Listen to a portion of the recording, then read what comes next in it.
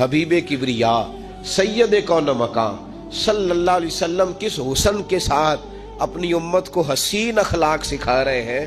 نبی پاک علیہ السلام فرمانے لگے غلاموں ایک اور 1000 دینار لے کے دروازے پہ آیا اور دستک دے کے کہنے لگا میرا رب گواہ ہے کہ میں نے کوشش کی تھی پر مجھے کشتی نہیں ملی، میرا رب گواہ ہے کہ میں نے ہمت کی تھی پر موقع نہیں ملا، اللہ جانتا ہے جس رب کی ضمانت پہ میں نے تجھ سے پیسے لیے کہ میری کوشش پوری تھی پر موقع نہیں ملا، میں آیا ہوں پیسے رکھ لے۔ اس نے کہا اگر اللہ تیرے اور میرے درمیان گواہ تھا پھر وہ کریم بھی بڑا ہے، تو نے دریا میں ڈالے تھے تو رب کریم نے با حفاظت مجھے پہنچا بھی دیے، اور تیری عزتوں کو اس نے برقرار رکھا ہے، میرے دل میں تیری گویا قدر بڑھ گئی ہے۔ او بھائی جو رب کریم پہ بھروسہ کرے، جو اللہ پہ بھروسہ کرے اور ارادہ کرے، اور اسی طرح کی ایک اور حدیث سیاستہ میں موجود ہے، نبی پاک صلی اللہ علیہ وسلم نے فرمایا ایک بندے کا ارادہ تھا قرضہ دینے کا، اس کا پروگرام تھا واپس کروں گا پیسے، محنت کر رہا تھا، جدوجہد کر رہا تھا، کوشش تھی، وہ نیت اس کی صحیح تھی، دبانے کا 1% بھی ارادہ نہیں تھا، کوشش جاری تھی، ہمت کر رہا تھا، فوت ہو گیا۔ یا رسول اللہ اب کیا بنے گا؟ اگر صوفیاء اس حدیث پہ وجد کرتے، وجد آتا ہے ان لفظوں پہ، اب کیا بنے گا؟ تو میرے محبوب فرمانے لگے قیامت کے دن اللہ اپنی رحمت سے اس کے قرضے ادا فرما دے گا۔ دیکھو اتنا بھی کوئی خوش نصیب ہے جس کی اللہ قرضے ادا کرے، اتنا بھی کوئی خوش قسمت ہے رب جس کے قرضے دے، اللہ کہے مجھ سے لے لے چل یار رہنے دے۔ او بھائی ان لفظوں کو دیکھیں نا، جس مبارکہ میں سرکار دو عالم صلی اللہ علیہ وسلم نے فرمایا قیامت کے دن 2 بھائی، ایک بھائی پہلے انتقال کر گیا، ایک بعد میں فوت ہوا، جو پہلے چلا گیا اس کے کچھ حقوق بعد والے نے دینے تھے، سمجھ لے کچھ قرضے تھے، اب وہ پہلے فوت ہوا، اسے بعد میں احساس ہوا، اس نے کوشش بھی کی، معافیاں بھی مانگی، لیکن اب وہ فوت ہو چکا تھا۔ تو نبی پاک صلی اللہ علیہ وسلم فرماتے ہیں قیامت کے دن چونکہ یہ معافیاں بھی مانگتا رہا، توبہ بھی کرتا رہا، بڑی اس کو صحیح احساس ہو گیا، ندامت والی توبہ کی، لیکن اب جس کا حق تھا وہ تو فوت ہو گیا، اب کیا کرے؟ تو محبوب فرمانے لگے فوت ہوگا نا، جس نے دینے تھے پیسے، جس کے ذمہ حقوق تھے، لیکن وہ جس کے دینے تھے وہ تو چلا گیا، سمجھ لے کوئی وارث بھی نہیں۔ تو فرمایا جب یہ فوت ہوگا تو قیامت کے دن جو پہلے فوت ہوا تھا وہ مقدمہ کرے گا کہ یا اللہ اس نے میرا مال دبایا، میرے پیسے لے کے دے، تو رب کریم فرمائے گا چل یہ بڑیاں معافیاں مانگتا رہا، اسے معاف کر دے۔ اللہ فرمائے گا، وہ کہے گا نہیں یا اللہ مجھے بڑا ستایا، مجھے بڑی تکلیف دی، میرے حقوق ضائع کیے، میں نہیں معاف کرتا۔ تو رب کریم فرمائے گا ذرا اوپر اٹھنا، چل بعد میں بات کرتے ہیں، اٹھ تو صحیح، وہ جنت میں ایک محل بنا ہوا ہے ذرا اس کی طرف تو نظر ڈال۔ اس نے نظر ڈالی تو یہاں تو کوئی اچھا انجینئر بنائے کوئی مکان تو نظر جو ہے وہ ہٹتی نہیں، تو جس مکان کو رب تیار فرمائے، جس کو اللہ بنائے، اس سے نظریں کیسے ہٹتی ہوں گی؟ اس نے دیکھا تو دیکھتا ہی گیا، دیکھتا ہی گیا۔ عرض کرنے لگا مولا یہ کس کا مکان ہے؟ تو محبوب علیہ السلام فرماتے ہیں رب کریم نے فرمایا اس کا ہے جو اس کی قیمت دے گا۔ کہ یا اللہ کون قیمت دے گا؟ فرمایا تو بھی دے سکتا ہے۔ یا اللہ میں غریب فقیر میں کیسے قیمت دوں؟ تو اللہ فرمائے گا چل تو اپنے بھائی کو معاف کر دے، میں محل تجھے دے دیتا ہوں، تو معافی دے دے، محل تیرا ہوا۔ تو حضور فرماتے ہیں 3 دفعہ بولا، کہنے لگا یا اللہ میں نے معاف کیا، یا اللہ میں نے معاف کیا، یا اللہ میں نے معاف کیا۔ تو اللہ فرمائے گا پھر بھائی کا بازو پکڑ، وہ ایک محل نہیں، وہ ایک ہی نقشے کے 2 بنائے ہوئے ہیں، اس کا بازو پکڑ، دونوں جنت میں چلے جاؤ، میں نے تم دونوں کے لیے گھر بنا دیا ہے۔ تو اپنے معاملات صحیح کرنے کی کوشش کریں، اپنے معاملات صحیح کریں۔ ہم اس سلسلہ عالیہ میں داخل ہیں کہ حضور غوث اعظم رضی اللہ تعالیٰ عنہ کے والد کا مشہور واقعہ ہے کہ بھوک لگی تھی تو دریا میں بیٹھا ہوا سیب کھا لیا تھا، سیب کھا لیا غوث اعظم کے والد نے۔ تو پھر کہنے لگے اوہو یہ میں نے کیا کیا؟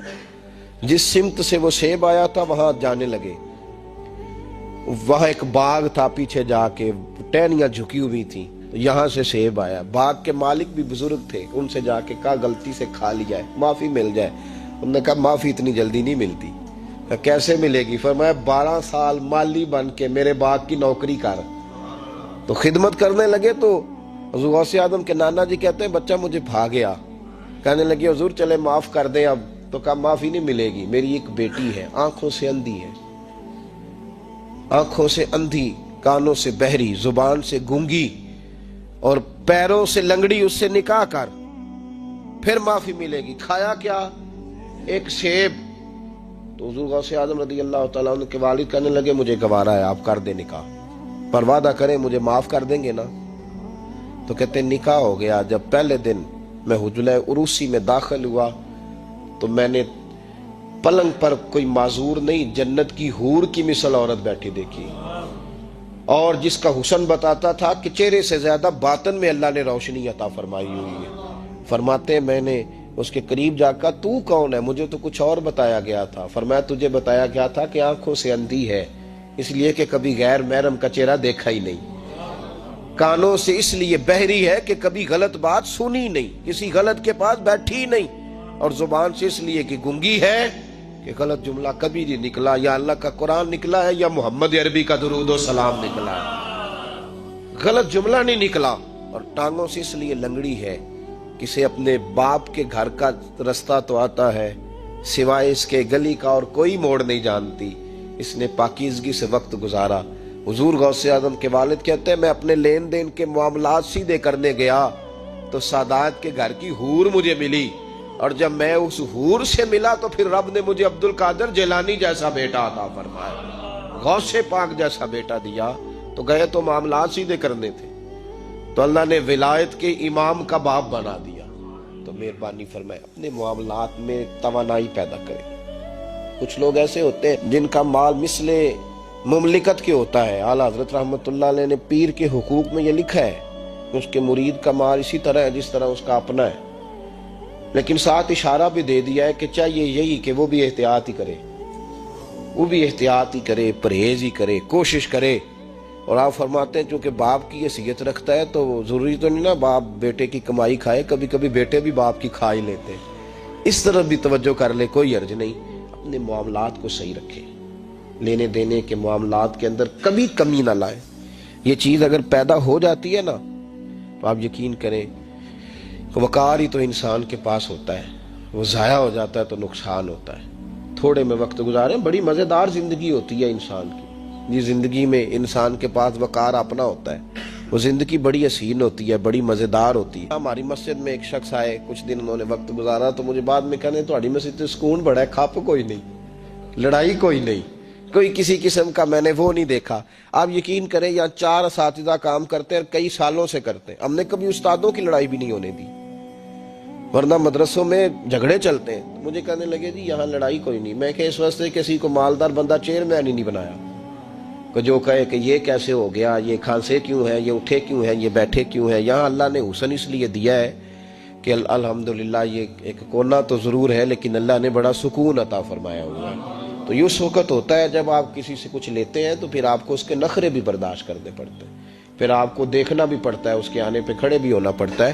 اس لیے لین دین کے معاملات کو 110% صحیح رکھیں. یہ میری وصیت نہیں آپ حضرات کو، اس کو میرا حکم سمجھیں، حکم سمجھیں اس کو. اور آپ قطعی طور پہ میری پیر بھائیوں سے گزارش ہے کہ لین دین کے معاملات کو چھوڑ دیں سارا کچھ.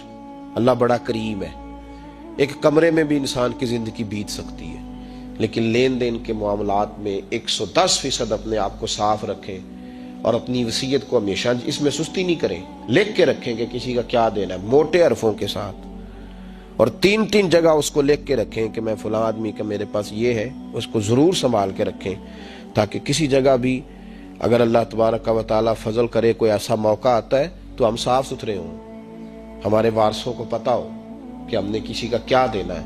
اللہ سمجھنے کی توفیق عطا